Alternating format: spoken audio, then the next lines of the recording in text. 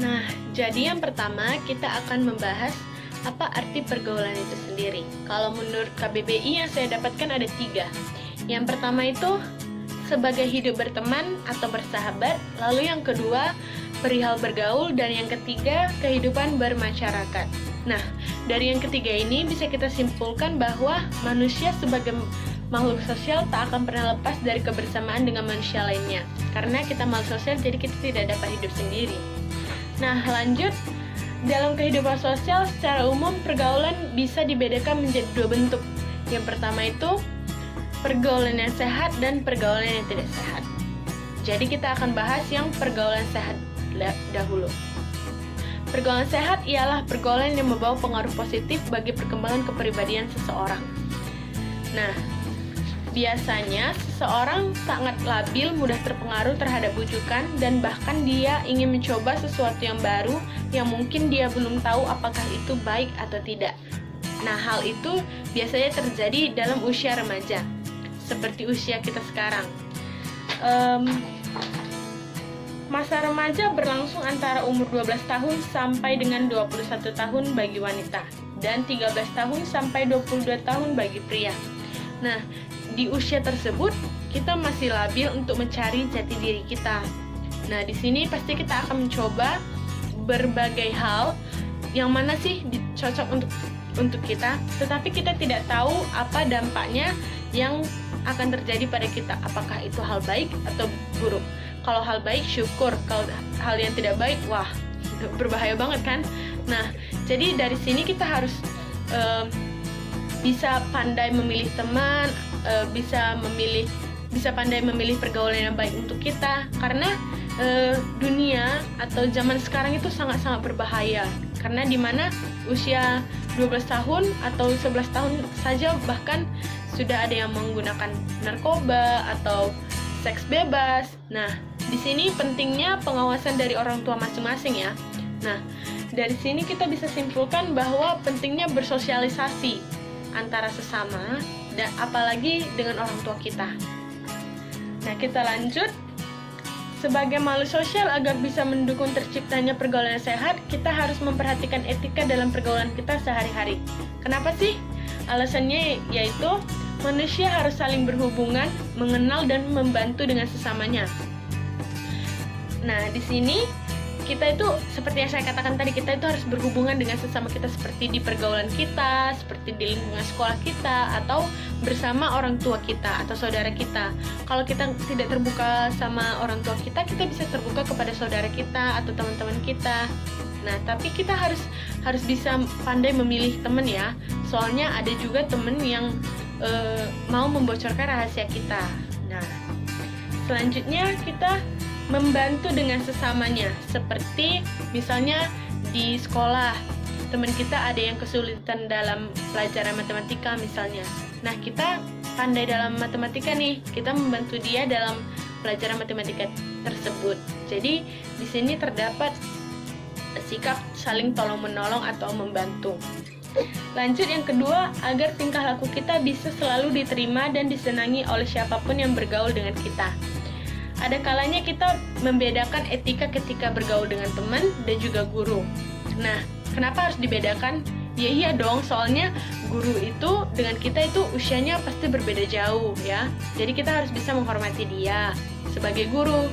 Tetapi ada juga guru yang sikapnya kayak asik banget gitu, kayak cocok sama kita, tapi kita harus ingat, kita harus ada batasannya.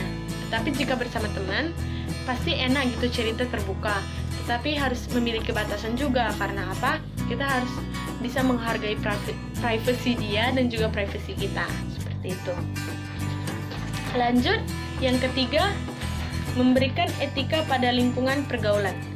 Nah, teman dan kenalan kita akan melihat kepribadian kita sebagai sosok yang terbuka. Tata krama dan tingkah laku sehari-hari kita akan tercermin dalam etika yang kita lakukan dalam pergaulan.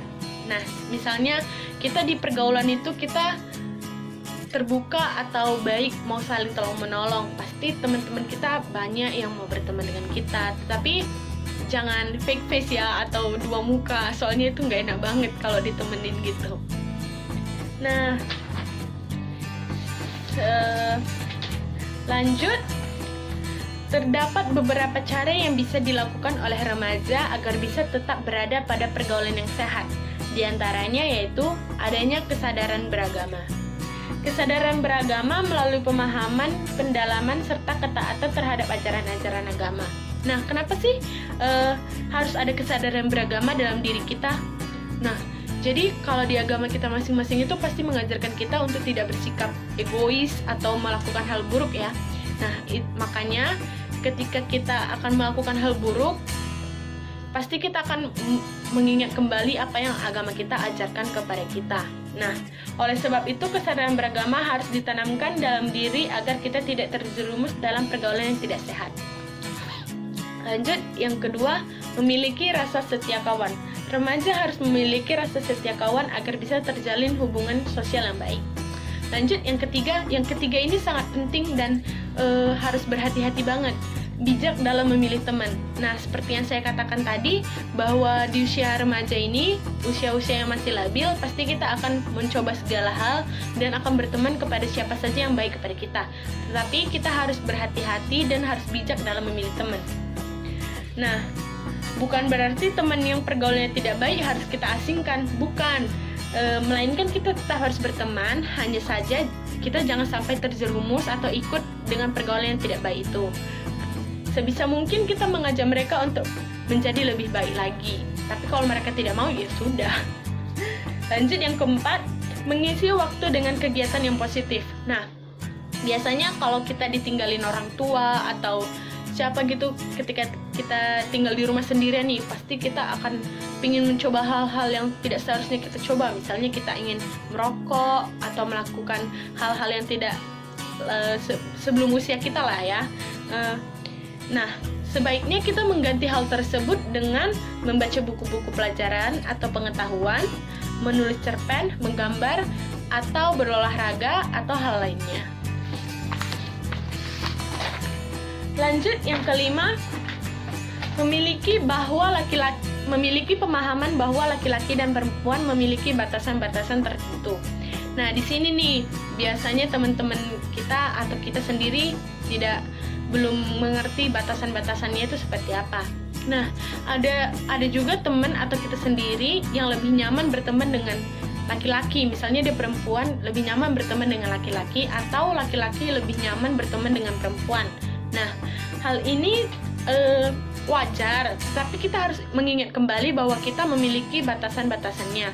Misalnya ketika kita ingin nongkrong bareng sama teman-teman laki-laki kita, sebaiknya kita mengajak satu teman cewek kita atau sepupu kita yang cewek bareng sama kita. Dan kita harus memakai pakaian yang sopan supaya mereka bisa menghargai kita sebagai perempuan dan kita bisa menghargai mereka sebagai laki-laki. Misalnya ketika kita nongkrong nih, duduknya bareng-bareng, lebih baik kita memberikan jarak antara kita dan teman-teman laki-laki kita atau sebaliknya. Lanjut, yang keenam, menstabilkan emosi. Kenapa sih penting menstabilkan emosi? Nah, kita harus sabar untuk menyelesaikan masalah dengan komunikasi, bukan dengan amarah atau emosi. Soalnya ketika kita